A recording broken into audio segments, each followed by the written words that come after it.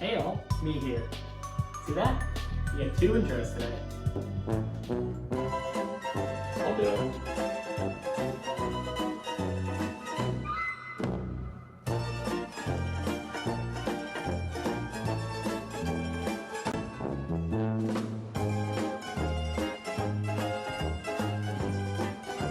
See that? You get 2 intros today. You get 2 intros today. You get 2 intros today. Have you ever seen something truly obscure? Something that, even though you've seen it and you know it exists, so few people have ever talked about it or seem to remember it, that you start to question whether it even really happened or was just a figment of your imagination? Well, that is obscure. And I'm not talking about like obscure the definition, I mean obscure the game. Yes, someone decided obscure was actually a good name for a game. Aside from the obvious foreshadowing, the name doesn't tell us much about the game itself, but if you take a look at the poster, it actually reveals a lot about the game. I mean, there's this guy, this man, on the cover, so we can infer that the characters in this game are most likely people. Now, well, hang on here, we're taking this a step further. If you look very closely, you can see that this man, he has hands. 4 actually, if you count the ones on his face at least. At this point, the game's plot couldn't be any more obvious. I mean, how much more detailed could this poster get? You got a man, and you got hands. I could tell instantly what everything... It's basically spoiled. They should put a spoiler warning on the cover. I understood everything about this game already. But that's besides the point. This game was made by Hydrovision Entertainment, a French game development company well known for many classic hits such as Funky Lab Rat, Idiot Squad, Fairy Tale Fights, and Aladdin Magic Racer. Okay, maybe a few of those were instant hits, but you have to admit, Aladdin Magic Carpet Racer had its charms. Funnily enough, Obscure was actually the first video game to be developed by Hydrovision, which doesn't exactly inspire confidence, but I mean, they got a sequel and a spin-off game and a spin-off game on mobile, so I mean, it really couldn't be that bad, right? Right? I was very, very wrong. Obscure opens in a typical high school, and I have to say, it does a great job as a horror game because I'm already scared. I mean, just look at these character models, god damn. They came out in the same year as titans like Halo 2 and Mario Golf, and yet they still look like this. I mean, God.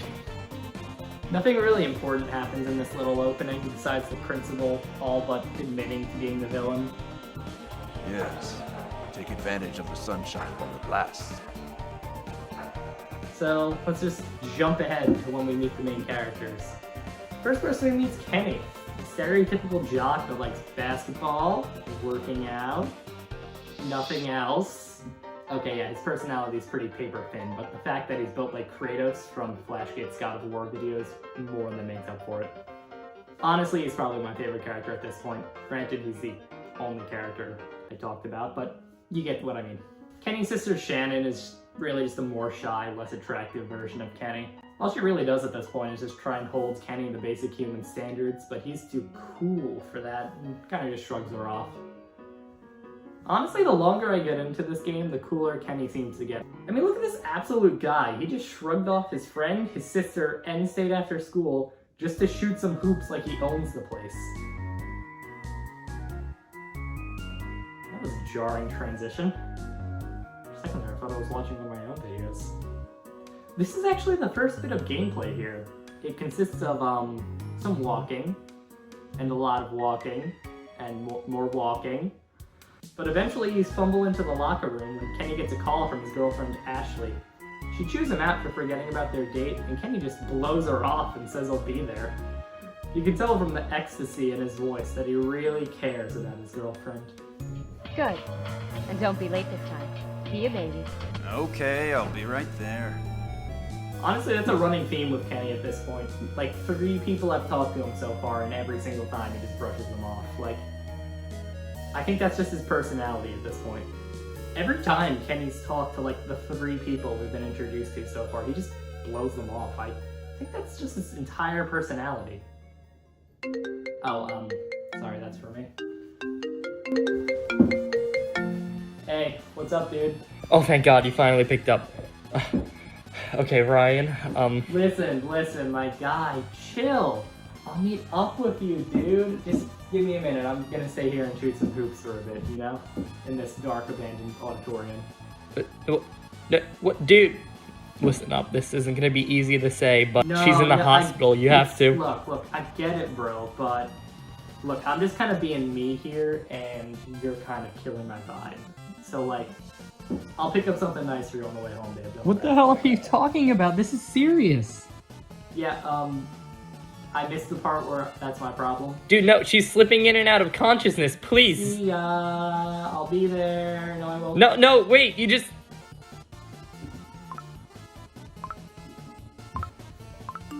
I don't even play basketball.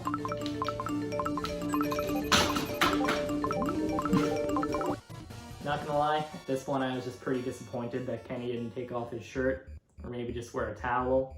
Not that I wanted to see that or anything, it's just, I mean, continuity. He's in a locker room, you know? It's, yeah, anyway. It's continuity, you know? Gotta keep the plot. Anyway, back to the plot. Kenny's backpack gets stolen by what can only be described as a shadow? I honestly don't know what that's supposed to be. He turns around and finds his backpack missing. And obviously, that's the only logical thing, and he enters a righteous fury.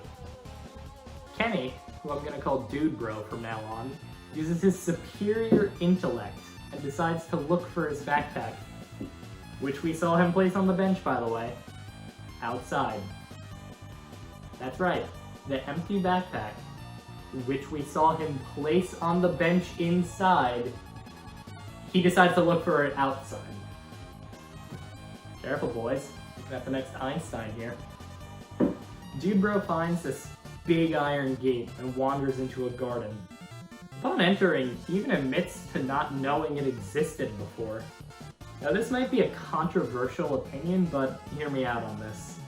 If you're looking for something you lost, it's probably not in a place you never went to, much less didn't even know existed.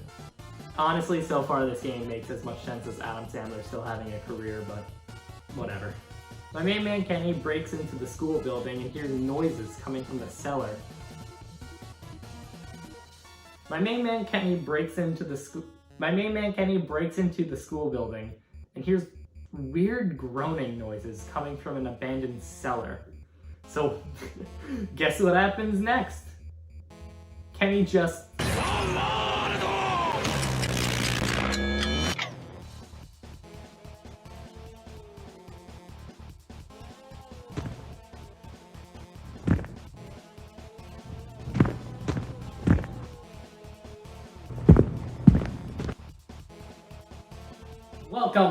Welcome one and all. I really spent 2 hours making this cardboard hat. Today, we have a very exciting episode of What Will Kenny Do Next? On this episode, we find Kenny in quite the predicament. He's just wandered into his old school's abandoned basement when he hears groaning noises that sounds strangely like the sound I make when I stay up past 2 p.m. watching anime for a week straight. Honestly, it is quite unnerving. So, what does Kenny do in this situation when he's stuck between the options of exploring the abandoned basement and going to his loving girlfriend's embrace? That is what we're here to find out in What Will Kenny Do? So, as per usual, it's up to you to decide what you think. Does he A, decide to flee from the scene and call the police instead of being an idiot and exploring the surroundings himself? Does he B, go inside the creepy crate and get pulled inside to his death?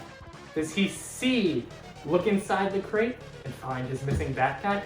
Or does he D, pull out his trusty Glock and flashlight and get ready to shoot the poor lost janitor that fell in the abandoned well? Well, if you picked A, just give up. You've honestly never seen anything in the horror genre, or anything. You've never seen anything before. You must live under a rock. Everyone does the stupid thing every time. Just leave. Just click off the video. There's no point in staying. You're not going to get any of this.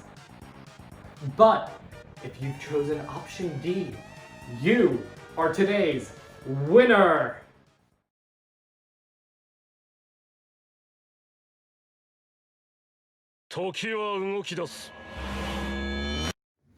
Well, I'm just gonna pretend it's not a little problematic to have a fully loaded gun just lying around in a school, so let's just move on before this gets dark. Kenny gets ready to commit a felony as he goes down into the dingy basement and finds a bit more than he bargained for. Lots of human-sized cages litter the dark abandoned rooms, as well as a strange pounding noise which emanates from deeper down the hall. Worst of all, there's this strange noise, this groan, this inhumane screech which is coming down from deeper in the dark hall. I don't like to call myself a pessimist, I don't, but this could only mean one thing. Halloween's coming early this year, baby! Kenny follows the noise and finds this absolute stick of a man who tells Kenny to get out of there because his captor was coming back. But in his infinite wisdom, Dude Bro pities him and decides to allow the unworthy stickman to escape with him. They try to leave and this thing shows up. Huh. This game really just is the prequel to Undertale. Sick Boy dies and as Kenny's about to escape, the mysterious Shadow Man covers up the only exit, trapping Kenny with his inevitable doom. And just like that, as the title pops up, the game comes to a close.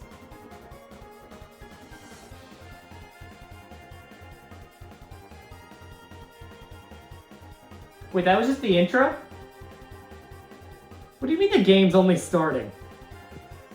God damn it!